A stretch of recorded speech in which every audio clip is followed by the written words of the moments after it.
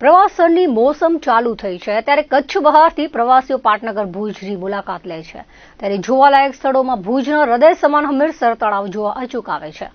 ભુજની નગરપાલિકાના જવાબદારો દ્વારા અવારનવાર કહેવામાં આવે છે કે ભુજ શહેરમાં પાલિકા દ્વારા સફાઈ કરવામાં આવી રહી છે ત્યારે તેનું જીવતું જાગતું ઉદાહરણ હમીરસર તળાવ પાસે પાવડીનો માર્ગ બતાવે છે કે પાલિકાના કર્મચારીઓ કેવી સફાઈ કરે છે।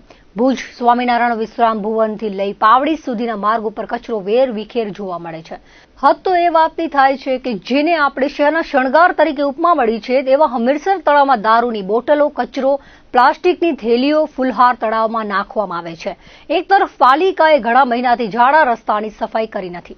તળાવમાં કચરો જોતા જાગૃત નાગરિકોમાં રોષ ફેલાયો છે। જો તંત્ર સજાગ નહીં બને તો આવનારા દિવસોમાં ઘરનો ભંગાર લોકો તળાવમાં નાખશે તેમાં નવાઈ નહીં રહે। આ માર્ગની સફાઈ થાય અને સીસીટીવી કેમેરા લગાવવામાં આવે તો અસામાજિક પ્રવૃત્તિ બંધ થાય અને કચરો નાખનારને દંડ કરાય તેવું લોકો ઈચ્છી રહ્યા છે।